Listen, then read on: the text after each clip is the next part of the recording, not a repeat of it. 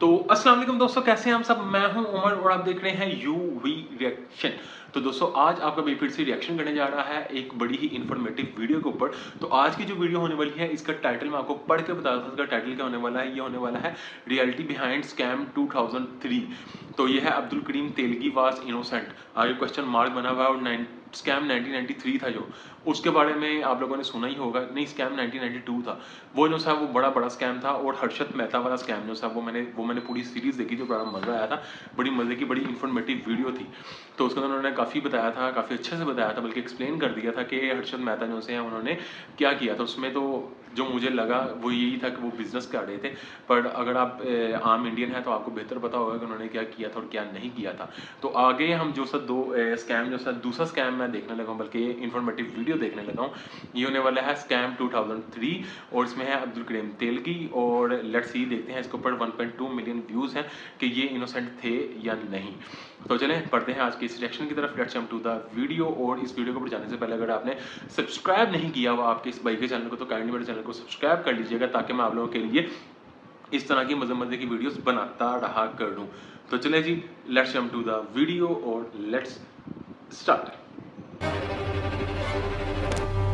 अब्दुल करीम तेलगी वो इंसान जिसने इस देश का सबसे बड़ा फाइनेंशियल स्कैम किया, पूरे 30,000 करोड़ का स्कैम। और इस स्कैम में बड़े पॉलिटिशियंस जैसे कि विलासराव देशमुख, शरद पवार और यहाँ तक कि जगन भुजबल जैसे लोगों का भी नाम आया। और सीनियर पुलिस ऑफिशियल से लेकर बड़े IAS ऑफिसर्स तक हर कोई अरेस्ट हुआ। यहाँ तक कि आपके और मेरे जैसे आम लोग भी जाने अनजाने में इस स्कैम का एक बहुत बड़ा हिस्सा थे। लेकिन सवाल ये कि आखिर इस स्कैम का हमारी इंडिया की इकोनॉमी के ऊपर कितना बड़ा इम्पैक्ट हुआ, वो कौन था जो कि इस स्कैम में शामिल था। और सबसे जरूरी सवाल कि जब ये सब कुछ हो रहा था तो इसको रोकने के लिए किसी ने कोई कदम क्यों नहीं उठाया। तो आज की इस वीडियो में आपको इन सारे सवालों के जवाब मिलने वाले हैं। मिल जाएंगे जवाब। इस टाइम में भी ये काम होता था, अभी भी हो रहा है, आगे भी होगा। नया कुछ नहीं है, only persons have change, business is same. Telecast a narco analysis tape of Abdul Karim Telgi, the main scamster in the Telgi scam. In that narco tape,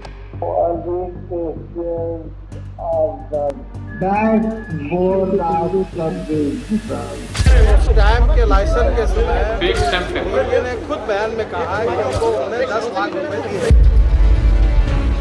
You challenge at me in the central jail that आप इसको बंद नहीं कर सकते। अच्छा,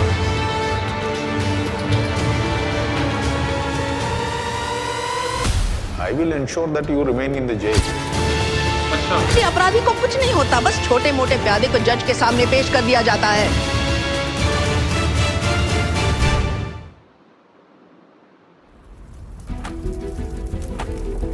stamp paper.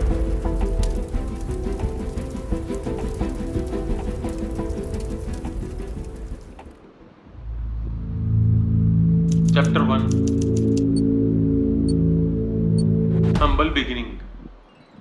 इस कहानी की शुरुआत होती है कर्नाटका के खानापुर में, जहां पर इंडियन रेलवेज के एक क्लास 4 एम्प्लॉय लाड साहब तेलगी, उनका दूसरा बेटा होता है अब्दुल करीम तेलगी। और परिवार वैसे भी गरीब था, तो कैसे ना कैसे करके बस ये लोग अपना गुजारा कर रहे थे। लेकिन जब अब्दुल 7-8 साल का होता है तो उसके पिता की डेथ हो जाती है। और जब ऐसा हो जाता है तो अब्दुल अपने भाई के साथ मिलकर उसी रेलवे स्टेशन पर फ्रूट्स बेचना चालू करता है। मगर शुरुआती दिनों से ही अब्दुल को एजुकेशन के ऊपर बहुत भरोसा था, इसलिए वो खानापुर रेलवे स्टेशन की कैंटीन में भी नौकरी करता था, ताकि वो अपने पढ़ाई का खर्चा उठा सके। और 1984 में जाकर तेलगी अपनी एजुकेशन खत्म करता है, जिसके बाद वो नौकरी ढूंढने के लिए पहुंचता है मुंबई। फिर अपने शुरुआती दिनों में उन्हें फिलिक्स इंडिया लिमिटेड इस कंपनी के अंदर एक सेल्समैन की नौकरी मिलती है, जहां पर उनकी सैलरी थी 3800 रुपए। पर दिक्कत ये थी कि तेलगी से वो जॉब हो ही नहीं पा रही थी, इसलिए उसे उस नौकरी से निकाल दिया जाता है। जिसके बाद तेलगी कोलाबा के एक सस्ते से लॉज, जिसका नाम था किशन गेस्ट हाउस, वहाँ पर जाकर एक मैनेजर के तौर पे काम करना शुरू करता है। अब साल आ चुका था 1987, जब तेलगी की शादी हो जाती है।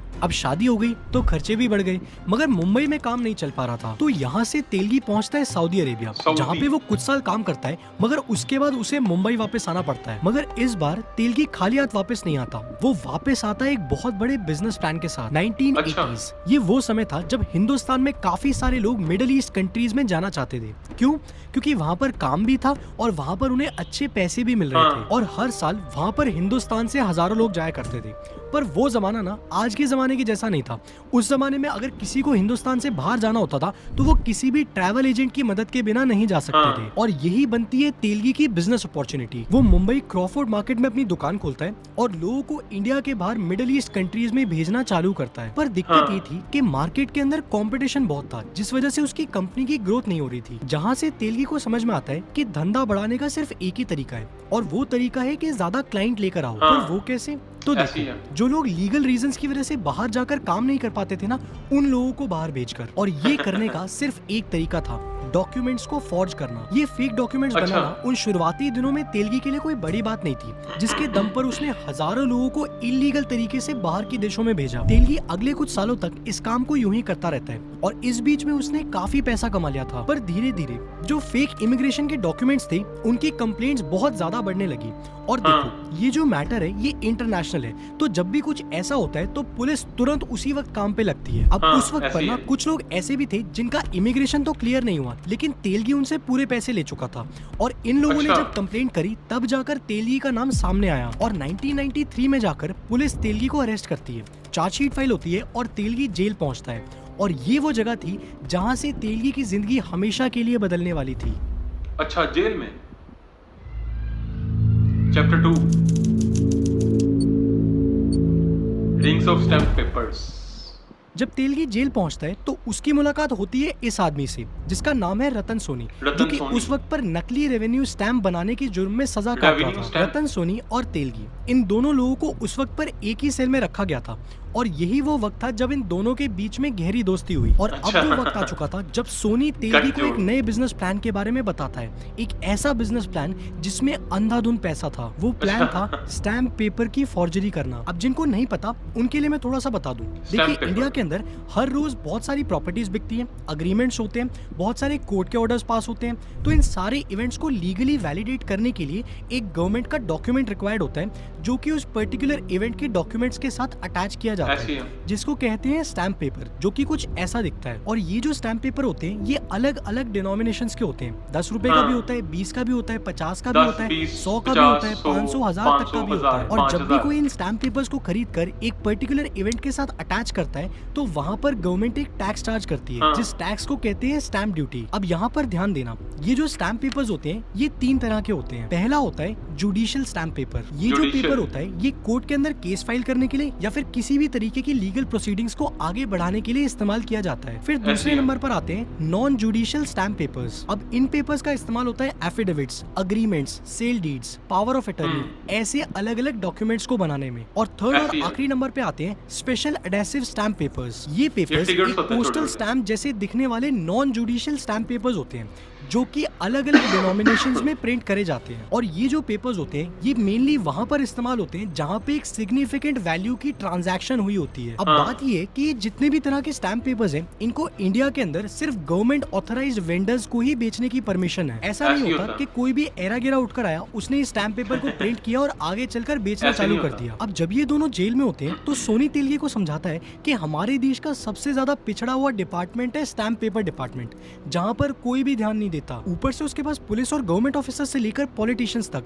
हर किसी के कॉन्टैक्ट्स थे, तो पकड़े जाने के चांसेस भी नहीं थे। अब साल आ गया था 1994 जब तेलगी और सोनी ये दोनों जेल से छूटते हैं और बाहर आकर एक नया धंधा शुरू करते हैं। मगर एक प्रॉब्लम थी कि इन स्टैम्प पेपर्स को आगे बेचने के लिए सुपरिटेंडेंट ऑफ स्टैम्प से लाइसेंस चाहिए होता था। और ये जो लाइसेंस था ये ऐसे ही किसी को नहीं मिलता था। ऊपर से इस लाइसेंस के लिए बहुत बड़ी वेटिंग लिस्ट भी थी। तो इस प्रॉब्लम को सॉल्व करने के लिए ये लोग अनिल गोटे को पकड़ते हैं। गोटे उस वक्त एक इन्फ्लुएंशियल जर्नलिस्ट हुआ करते थे और उनका एक ही मकसद था कि उनको कैसे ना कैसे करके पॉलिटिक्स में घुसना है। और आगे चलकर वो पॉलिटिक्स में भी आते हैं और 2 बार एमएलए भी बनते हैं। आज अगर आप देखोगे तो उस वक्त आरोप ये थे कि गोटे ने अपने कनेक्शन से विलासराव देशमुख, जो कि उस वक्त कांग्रेस गवर्नमेंट के रेवेन्यू मिनिस्टर हुआ करते थे, उनसे सिफारिश लगाई कि तेलगी को लाइसेंस दे दिया जाए, जिसके बाद आगे चलकर देशमुख तेलगी को लाइसेंस दिलवा भी देते हैं। अब ये सिर्फ एलिगेशन है, अभी ये मामला कोर्ट में है और इसके ऊपर अभी तक कोई फैसला नहीं आया। यहाँ पर तेलगी को जो एक्चुअल मदद मिलती है वो वो मिलती है राधेश्याम लक्ष्मण मोपलवार से। ये वो बंदा था जो उस वक्त पर था सुपरिटेंडेंट ऑफ स्टैंप्स। तेलगी ने सीबीआई को जो बयान दिया है उसमें उसने ये कहा कि मोपलवार की मेहरबानी की वजह से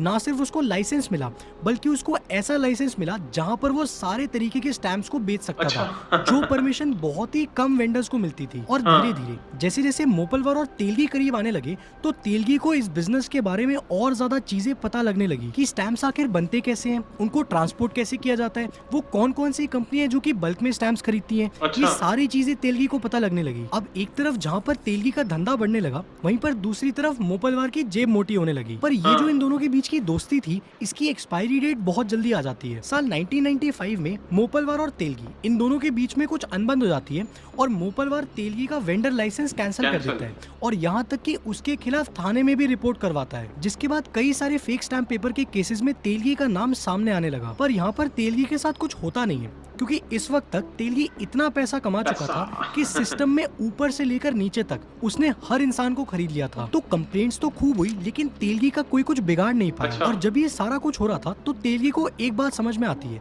कि वो तो अभी बहुत ही छोटा खेल खेल रहा है, एक्चुअली में तो ये खेल बहुत ही बड़ा है। जहाँ से तेलगी एक प्लान बनाता है, एक ऐसा प्लान जो किसी ने अपने सपने में भी नहीं सोचा था। तो चलो अब जरा इस प्लान को भी स्टेप बाय स्टेप समझते हैं। पहला स्टेप था एस्टैब्लिशिंग मल्टीपल कंपनीज। तेलगी का खुद का लाइसेंस तो कैंसिल हो गया था, तो तेलगी ने किया ये कि उसने अलग अलग शहरों में अलग अलग कंपनियां बनाई। ये उन कुछ कंपनियों के नाम है, आप देख सकते हो, citizen enterprise, prime services, unique enterprise, कोवी एंटरप्राइज। ऐसी कई सारी कंपनीज उसने इंदौर, पुणे, दिल्ली, बैंगलोर ऐसे कई सारे शहरों में खोली और हर एक कंपनी एक प्रोप्राइटरशिप थी, यानी कि उस कंपनी का एक सिंगल ओनर था। और ये ओनर वही बंदा होता था जिसके पास उस पर्टिकुलर शहर में स्टैम्प पेपर बेचने का लाइसेंस हो, और उस कंपनी को जो बंदा मैनेज करता था वो बनता था तेलगी का आदमी। फॉर एग्जांपल बैंगलोर के अंदर सिटीजन एंटरप्राइजेस का ऑफिस खुलता है 4th ब्लॉक जयानगर के अंदर। अब यहाँ पर लीज एग्रीमेंट, वेंडर लाइसेंस और यहाँ तक की पेमेंट कलेक्शन, ये सारी की सारी चीजें होती हैं सैयद मोइनुद्दीन के नाम पर इस कंपनी को जो चला रहा था वो था तेलगी का बड़ा भाई अब्दुल रहीम और उसके कुछ खास लोग, जिनमें बदरुद्दीन, विट्ठल मूर्ति श्रृंगार और सालिक वजीर जैसे लोग शामिल थे। और तेलगी का काम था कि हर एक कंपनी जो उसने अलग अलग शहरों में बनाई है वो हर एक कंपनी की वर्किंग्स देखे। अब आते हैं स्टेप 2 पर, जो कि था इंक्रीजिंग प्रोडक्शन कैपेसिटी। अब तेलगी ने इतनी सारी कंपनीज तो बना दी, लेकिन इन सारी कंपनीज को नकली स्टैम्प पेपर प्रोवाइड करने के लिए उतनी सप्लाई भी तो होनी चाहिए। तो पुराने जो स्टैम्प पेपर्स को रीयूज करके ये लोग काम कर रहे थे वो तरीका यहाँ पर काम नहीं करने वाला था। अब जरूरत थी प्रोडक्शन बढ़ाने की और एक अच्छी क्वालिटी के साथ, ताकि किसी को पता ना लगे कि ये सब हो कैसे रहा है। तो ये करने के लिए तेलगी पहुंचता है नासिक के इंडिया सिक्योरिटी प्रेस के पास। अब यहाँ पर होता ये था कि स्टैम्प पेपर प्रिंट करने के लिए जो प्रिंटिंग मशीन होती है, जब वो मशीन पुरानी हो जाती है तो ये जो प्रेस है ये उसको डिसमेंटल करके आगे ऑक्शन कर देते थे। और उस वक्त पर आईएसपी का जो डिप्यूटी जनरल मैनेजर था वो था गंगा प्रकाश, जिसके साथ तेलगी एक अच्छी दोस्ती बनाता है। और इसी दोस्ती के चलते तेलगी पुरानी प्रिंटिंग मशीन्स जिनको डिसमेंटल करके ऑक्शन किया जाता था उनके सारे पार्ट्स अपनी ही कंपनी के ओनर्स द्वारा खरीदवा लेता था, जिसके बाद में चलकर वो इन प्रिंटिंग मशीन्स को पूरी तरीके से असेंबल करते थे और वहां पर नकली स्टैम्प पेपर छापना शुरू कर चुके थे। यहाँ तक कि तेलगी को स्टैम्प पेपर प्रिंटिंग के लिए जो बाकी चीजें चाहिए होती थी, जैसे कि inks, bond papers, die, plates, production schedules, ये सारी की सारी चीजें भी उसको बहुत आराम से मिल जाती थी। पर पता है, इन स्टैम्प पेपर्स को बेचकर मोटा पैसा कमा पाना उतना आसान नहीं था, क्योंकि इनसे मोटा पैसा कमाने के लिए इनको बहुत ज्यादा बल्क वॉल्यूम्स में बेचना पड़ेगा। और जाहिर सी बात है कि तेलगी अकेले तो ये काम कर नहीं सकता, तो यहाँ पर वो उठाता है अपना अगला कदम, जो लेके आता है हमें स्टेप 3 पर, जो की है टीम बिल्डिंग। एक स्टैम्प पेपर वेंडिंग कंपनी को प्रोफेशनली चलाने के लिए एक अच्छी टीम की जरूरत थी, और यहाँ पर तेलगी एक नहीं, दो नहीं, बल्कि 300 से भी ज्यादा MBA ग्रेजुएट्स को लेकर आता है ताकि ये काम हो पाए। तो शुरुआत होती है हायरिंग प्रोसेस की, जिसके लिए तेलगी अलग अलग कंपनियों के नाम पर अखबारों में एडवर्टाइजमेंट्स देना शुरू करता है। जैसे कि इंदौर की जो कंपनी थी उसका नाम था मालवा एंटरप्राइजेस, जिसके लिए दैनिक भास्कर के अंदर 28 जनवरी और 1 फरवरी इन 2 दिनों पर साल 2000 में सेल्स एग्जीक्यूटिव और टेलीफोन ऑपरेटर इनके लिए एक एड निकाला गया। और जैसे किसी कैंडिडेट को सिलेक्ट किया जाता था तो सिलेक्ट करने के 1 हफ्ते तक चलती थी उसकी ट्रेनिंग, जहाँ पर उसको अलग अलग स्टैम्प पेपर्स के बारे में नॉलेज दी जाती थी। और ये जो सेल्स एग्जीक्यूटिव्स थे इनका काम था अलग अलग कंपनीज में जाकर मालवा एंटरप्राइजेस के जो प्रोप्राइटर है यानी कि जगजीवन यादव, उनका वेंडर लाइसेंस दिखाकर ऑर्डर उठाना। जो इन कंपनीज के सेल्स एग्जीक्यूटिव्स थे उनको तो ये मालूम तक नहीं था कि वो लोग एक्चुअली में फेक स्टैम्प पेपर्स बेच रहे हैं। अब यहाँ पर बाकी कंपनीज मालवा एंटरप्राइजेस से ही स्टैम्प पेपर्स क्यों खरीदेगी? क्योंकि मालवा एंटरप्राइजेस उन कंपनीज को बल्क में स्टैम्प पेपर्स देता था और वो भी मार्केट से काफी काफी ज्यादा rate डिस्काउंटेड रेट पर, जो कि मार्केट में कोई और वेंडर तो दे नहीं रहा था। इसलिए तेलगी की जो हर एक कंपनी थी उन सब का ऑपरेटिंग मॉडल करीब करीब ऐसा ही था। इन सारे फेक स्टैम्प पेपर्स का जो प्रोडक्शन होता था वो होता था मुंबई, नासिक और पुणे, इन 3 जगहों पर।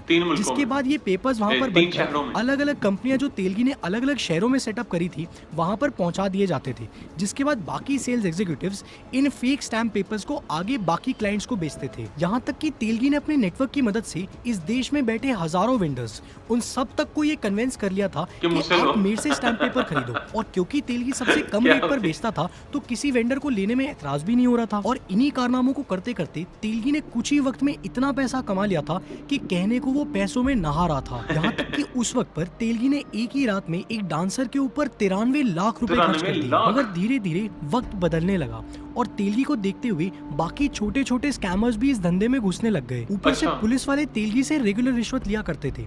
लेकिन जब वो बार डांसर के ऊपर इतने पैसे उड़ाता है तो उस चीज को देखते हुए अब पुलिस ऑफिसर्स को रिश्वत नहीं बल्कि उसकी प्रॉफिट में हिस्सेदारी चाहिए थी। और तेलगी को ये चीज बिल्कुल मंजूर नहीं थी। इसीलिए यहाँ से ये कहानी एक नया मोड़ लेती है और तेलगी बनता है उस कहानी का सेंटर पॉइंट। अच्छा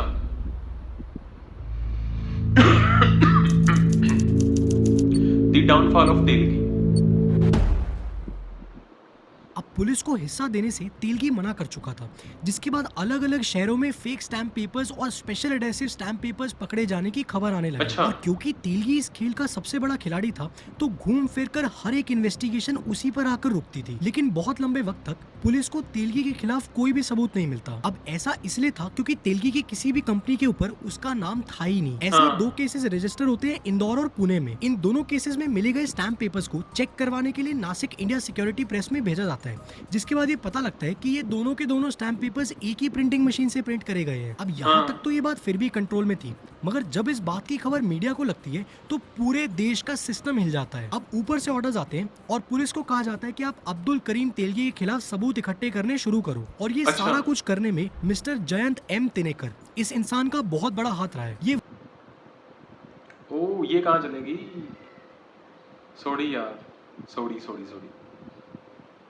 ये वो व्यक्ति था जिसने पूरी दुनिया के सामने तेलगी के इस पूरे स्कैम को एक्सपोज किया और आगे चलकर वो तेलगी को पकड़वाने में भी मदद करता है। अच्छा। जयंत और तेलगी ये दोनों एक ही गांव से आते थे, लेकिन जहां पर तेलगी की फैमिली उतनी ज्यादा अच्छी नहीं थी, तिनेकर की फैमिली थोड़ी ठीक ठाक हुआ करती थी। पर जब तिनेकर को ये दिखता है कि तेलगी पिछले कुछ ही सालों में इतना ज्यादा पैसा कमा रहा है तो उनको शक होता है कि कुछ ना कुछ गड़बड़ तो जरूर है। पर शुरुआत में जब तिनेकर सबूत लेकर पुलिस के पास पहुंचते हैं तो पुलिस उनकी मदद करने से मना कर देती है। क्योंकि ऊपर से लेकर नीचे तक हर एक पुलिस वाला अब्दुल करीम की जेब में था। अब यहाँ पर तो बात बन नहीं रही थी तो वो पहुंचते हैं उस वक्त के कर्नाटका के opposition leader mister BS Yediyurappa के पास। और जब ऑपोजिशन पार्टी इस बात को मीडिया में उछालती है तो अब गवर्नमेंट के लिए जरूरी हो गया था इस बात के ऊपर कोई एक्शन लेना। इसको पकड़े। अब तक तो एक नॉर्मल बात थी, लेकिन अब ये एक पॉलिटिकल मुद्दा बन चुका था। और इसी चीज को करने के लिए स्टैम्पिट इस नाम से एक स्पेशल इन्वेस्टिगेशन टीम बनाई जाती है। और ये टीम धीरे धीरे तेलगी के हर एक आदमी को पकड़ना शुरू करती है, मगर तेलगी अभी भी फरार था। फिर कुछ दिन बाद तिनेकर पुलिस को ये टिप देता है कि तेलगी अजमेर शरीफ में माथा टेकने आने वाला है। ये दिन था 7 नवंबर 2001।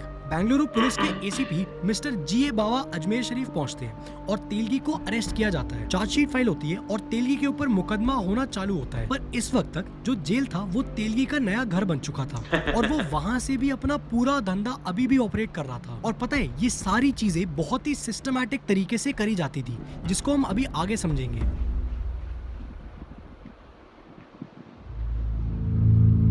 चैप्टर 4।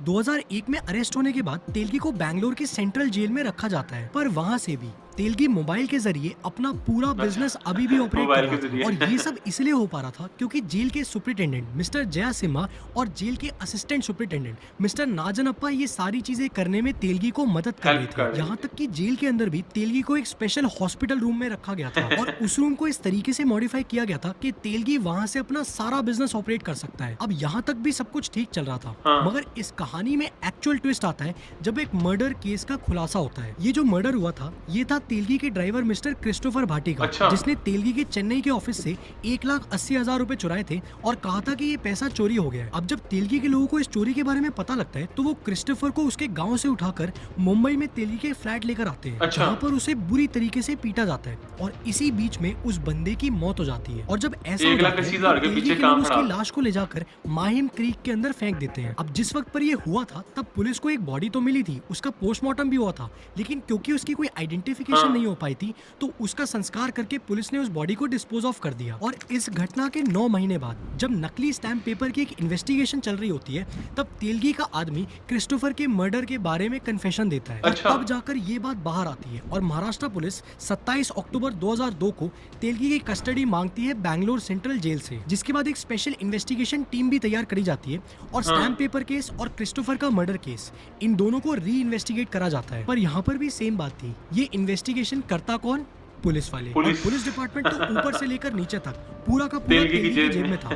तो अगर वो इन्वेस्टिगेट करते भी तो तेलगी जेल नहीं जाता। इसलिए साल 2003 में जाकर अन्ना हजारे इस केस को लेकर एक पीआई अच्छा। यानी कि पब्लिक इंटरेस्ट लिटिगेशन फाइल करते हैं और अन्ना तब हजारे। जाकर ये केस पहुंचता है सीबीआई के पास, जिसके बाद ये इन्वेस्टिगेशन रफ्तार पकड़ती है और एक के बाद एक पुलिस ऑफिसर्स, पॉलिटिशियंस हर एक को अरेस्ट किया जाता है। एंड सब फाइनली पकड़े एक गए। ताला लगता है अब्दुल करीम तेलगी के इस फेक स्टैम्प पेपर बिजनेस के ऊपर। मगर इस केस से जुड़े कई खुलासे तो तब शुरू होते हैं जब सीबीआई इस केस को आगे इन्वेस्टिगेट करती है। ठीक हो गया, चैप्टर खत्म। CBI investigation.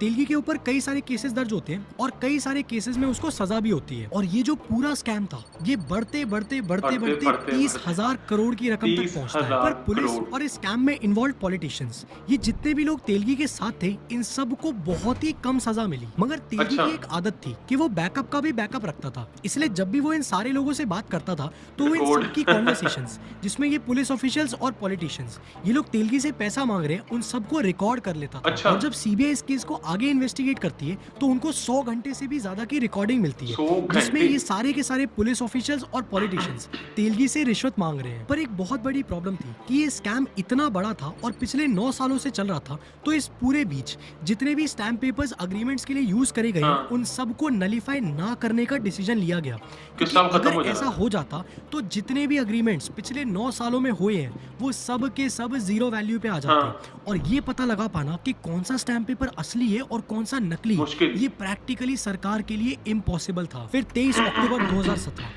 पुलिस कस्टडी में विक्टोरिया हॉस्पिटल के अंदर अब्दुल करीम तेलगी अपनी आखिरी सांस लेता है। अच्छा। पुलिस का ये कहना है कि तेलगी को मर गया? मेनिंजाइटिस और डायबिटीज था, जिसके कारण उसका मल्टीपल ऑर्गन फेलियर हुआ और उसकी डेथ हो गई। पर यहाँ पर कुछ लोग ये भी मानते हैं कि तेलगी की डेथ कोई नेचुरल डेथ नहीं थी, बल्कि कई सारे पॉलिटिकल रीजंस की वजह से उसको मारा गया है। अब सच क्या है Maybe। ये शायद किसी को नहीं पता। बस बात सिर्फ इतनी सी है कि 30,000 करोड़ 30,000 इतना बड़ा स्कैम किया इस करोड़। एक व्यक्ति ने, जो एक जमाने में रेलवे स्टेशन पर फल बेचा करता था। कमेंट्स के अंदर बताएं और सब्सक्राइब कर लिया करें यार। आप लोग अगर चैनल को सब्सक्राइब करेंगे तो आपके भाई को अच्छा लगेगा। तो काफ़ी यार मुझे शॉकिंग लगा कि ये बंदा मर गया हुआ है। मुझे था मे भी शायद अभी भी जेल के अंदर होगा। और उसका मुझे ये भी चीज़ बड़ी हैवी लगी कि एक बंदा फल बेचने वाला, रेलगाड़ी में फल बेचने वाला जो है वो 30,000 करोड़ का स्कैम करता है। तो चलें, आपको ये इन्फॉर्मेटिव वीडियोस अच्छी लगती हैं या नहीं, आप मुझे कमेंट्स के अंदर बता सकते हैं। तो दोबारा मुलाकात होगी ऐसी किसी मजे की वीडियो के साथ। तब तक के लिए अपना बहुत ज़्यादा ख्याल रखें। Stay safe, keep smiling and खुदा हाफिज़।